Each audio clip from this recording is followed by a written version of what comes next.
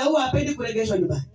Akaenda kwa basa kuangalia anadaiwa pesa ngapi, ili akipiga simu aniambie mama una balance, kama ni milioni kama ni laki, sema amen. Lakini alipopiga simu, alipopoa mahesabu, akanipiga niambia mchungaji, tumshukuru Bwana, kumbe ulilipa ukamaliza, unadaiwa tu 500 mama.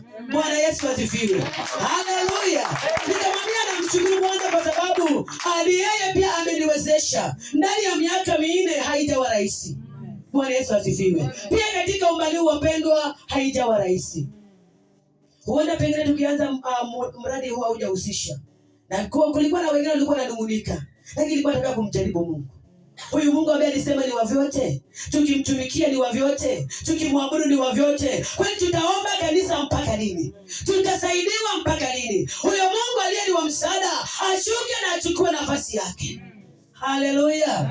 Ndio maana katika kuweka hili bati kuna neno nilitumia ya kwamba ukisikia kuwa pati na wanani, Bwana Yesu asifiwe. Lakini hatukusema kwamba lazima mimi sisimamie mchungaji. Maana Mungu yuko anayegharamika. Na wewe uliyepeana hiyo fedha yako ili kuwa pati na wangu, si wewe uliweza, ni Mungu aliyekuwezesha. Ili nizidi kumuona Mungu zaidi katika utumishi aliyonipa.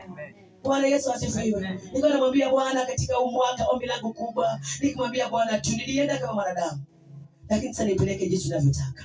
Maana kwa kweli nimejua kwamba hauachi mtu. Amen. Nilipokuwa nikifanya harusi, nilifanya harusi 2007. 2005. Bwana Yesu asifiwe.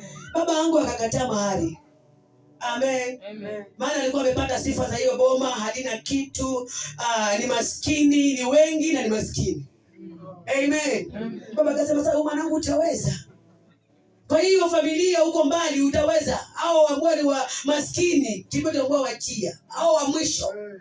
Wewe ndio ujaribu na kupatia mwaka mzima, ukiweza utakuja kuniambia. Nikakaa 1 year. Tukaja alienda tu kuulizia, akaambiwa fanya hivi akafanya, zingine akaambiwa no. Kama una pesa baki na pesa yako. Mtoto wetu kwanza aende angalie je, ataweza hapo mahali. Bwana Yesu asifiwe. Amen. Na kwa kweli nilipoingia pale, nimekaa, sasa ni mwaka wa 20. Ndugu zangu na mama zangu, ninapowaona babangu alipasi. Lakini hapo anawaambia kwamba Bwana aliniwezesha. Kumbe fedha si kwamba nilikuwa nikazipate pale. Ilikuwa ni mimi niingie ili pesa ipatikane. Haleluya. Kumbe nilikuwa nikilenga mgongo ile boma. Baraka zilikuwa zimefungwa mahali pale. Lakini kuingia kwangu pale, Bwana akaleta utumishi, akafungua milango ya fedha. Leo hii